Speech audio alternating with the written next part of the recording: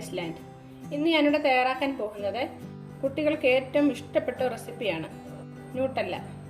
Nutella എങ്ങനെ വീട്ടിൽ തയ്യാറാക്കിയെടുക്കാമെന്ന് നോക്കാം. ന്യൂട്ടല്ല ഉണ്ടാക്കുന്നതിൻ്റെ മെയിൻ ഇൻഗ്രീഡിയൻ്റ് ആണ് ഹസൽനട്ട്. ഇതാണ് ഹസൽനട്ട്. ഇത് ഏകദേശം ഒരു 50 ഗ്രാമോളം ഉണ്ട്. ഇത് ഞാൻ ഫ്രൈ ചെയ്തതാണ് എനിക്ക് കിട്ടിയത്. അതുകൊണ്ട് നമുക്ക് ജസ്റ്റ് ഒന്ന് ചൂടാക്കി എടുത്താൽ മാത്രം മതി. ഫ്രൈ ചെയ്യാത്തതാണ് നിങ്ങൾക്ക് കിട്ടുന്നതെങ്കിൽ അത് ഫ്രൈ ചെയ്തെടുക്കണം.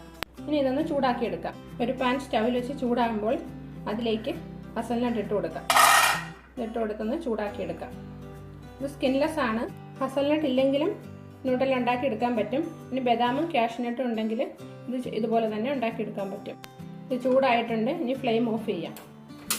ഇത് തണുത്ത ശേഷം മിക്സിയുടെ ജാറിലിട്ട് പൊടിച്ചെടുക്കാം. ഇത് ഞാൻ മിക്സിയുടെ ജാറിലേക്ക് ഇട്ടിട്ടുണ്ട്. ഇനി ഇത് പൊടിച്ചെടുക്കാം. ഇത് ഏകദേശം ഒന്ന് പൊടിഞ്ഞ് വന്നിട്ടുണ്ട്. 2-3 മിനിറ്റോളം നന്നായി പൊടിച്ച് നല്ല ഫൈൻ പൗഡറാക്കി എടുക്കണം. ഇത് പൊടിഞ്ഞ് നല്ല പൗഡറായി കിട്ടിയിട്ടുണ്ട്. ഹസൽനട്ടിനൊരു എണ്ണമയമുണ്ട്, അതുകൊണ്ടാണ് കുഴഞ്ഞിരിക്കുന്നത്. ഇനി ഇതൊരു ബൗളിലേക്ക് ഇട്ട് കൊടുക്കാം.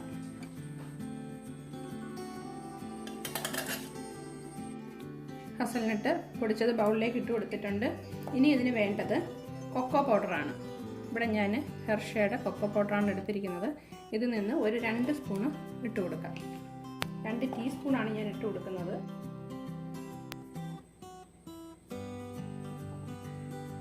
ഇനി ഇത് നന്നായി മിക്സ് ചെയ്തെടുക്കാം.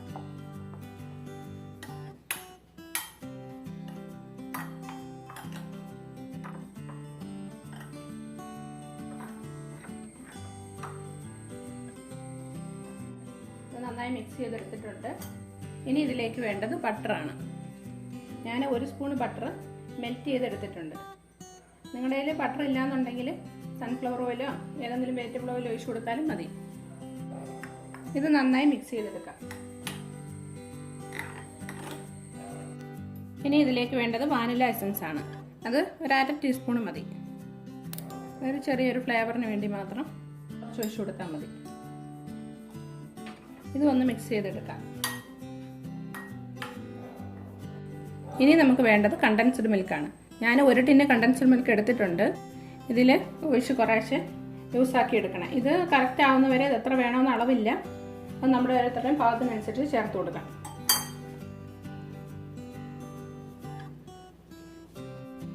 ഒന്ന് മിക്സ് ചെയ്തെടുക്കാം. കുറച്ചുകൂടെ ഒഴിച്ച് കൊടുക്കുകയാണ്.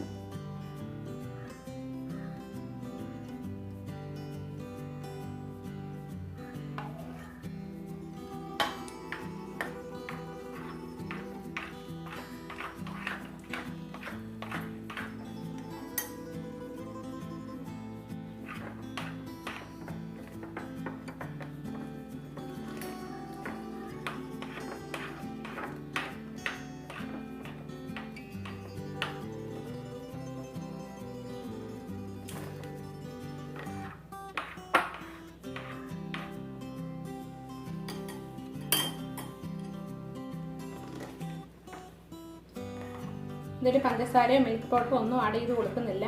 നമ്മൾ കണ്ടൻസ്ഡ് മിൽക്ക് ചേർക്കുന്നതുകൊണ്ട് തന്നെ അതൊന്നും ഇതിൻ്റെ ആവശ്യമില്ല ഞങ്ങൾക്ക്. ഇനി ഇത് ഹസൽനട്ട് പൊടിച്ചെടുത്ത് അതേ ജാറിലിട്ട് ഒന്ന് ലൂസാക്കി എടുക്കാം. ഞാനിത് മിക്സിയിലിട്ട് കറക്റ്റ് പാകത്തിന് മിക്സാക്കി എടുത്തിട്ടുണ്ട്.